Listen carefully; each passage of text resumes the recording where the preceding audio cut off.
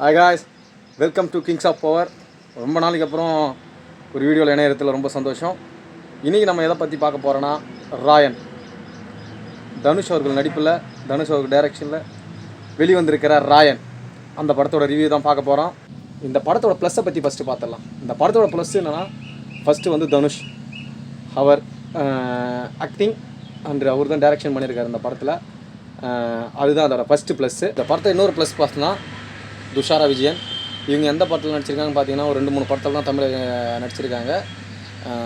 அடுத்த ப்ளஸ் பார்த்தீங்கன்னா செல்வராகவன். இந்த 3 ப்ளஸ் இருக்கும். மைனஸை பற்றி நான் அப்புறமேட்டா சொல்லிடுறேன். இந்த படம் வந்து முதல்ல வந்து எப்படி இருக்குன்னு பார்த்துடலாம். எல்லாம் பழக்கப்பட்ட கதை தான். துரோகம், நெஞ்சில் குத்துறது, முதல்ல குத்துறது தான். இருந்தாலும் இதை நம்ம எப்படி ஒரு கதையாக எடுத்துகிட்டு போயிட்டு நல்லபடியாக திருப்தியாக முடிக்கணுன்றது தனுஷுக்கு வந்து தெரிஞ்சிருக்கு. அது அழகாக கச்சிதமாக பண்ணியிருக்காரு. அதுவும் இன்ட்ரோல் பிளாக்கில் ஒரு சீன் வருங்க. அந்த சீன் வந்து தியேட்டரே பிளாஸ்ட் ஆகிடுச்சுன்னு சொல்லலாம், அந்தளவு இருந்தது. இன்ட்ரோல் பிளாக்கை வரைக்குமே படம் வந்து ஒரு அற்புதமான வேகமான ஒரு ரேஸில், எப்படி சொல்கிறது, வேகமான ரேஸில் போச்சு. அந்தளவு இருந்தது இன்ட்ரோல் பிளாக் வரைக்குமே. அதுவும் அந்த இன்ட்ரோல் பிளாக் சீன் வந்து தியேட்டரில் பிளாஸ்ட்னே சொல்லலாம், அந்தளவு ஒரு இதாக இருந்தது. அந்த அளவுக்கு வந்து படம் இருந்தது. எப்படின்னா, தனுஷ் வந்து ஆக்டிங் வந்து வேறு லெவல் பண்ணுவார்ன்றது நமக்கு தெரியும்.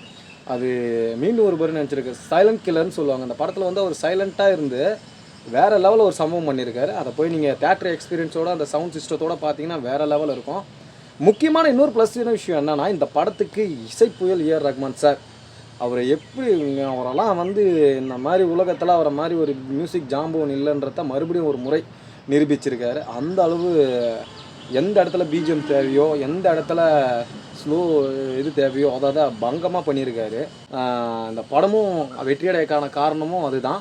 இந்த படத்தில் வந்து இந்த துஷாரா விஜயன் தனுஷியை தூக்கி சாப்பிட்டாங்கன்னு சொல்லலாம்.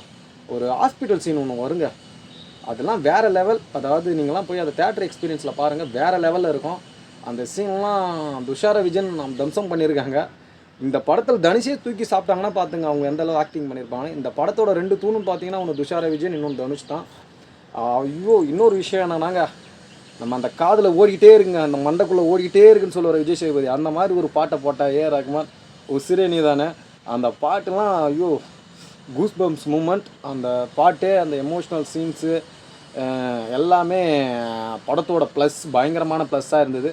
செல்வராகவன் சார், நீங்கள் மீதி ஒரு இதுவும் நீங்கள் நிரூபிச்சிட்டிங்க. இந்த படத்தில் மைனஸான விஷயம் என்னென்னா, வில்லனை கொஞ்சம் ஐத்தி காட்டிட்டாங்களோ எனக்கு தோணுச்சு.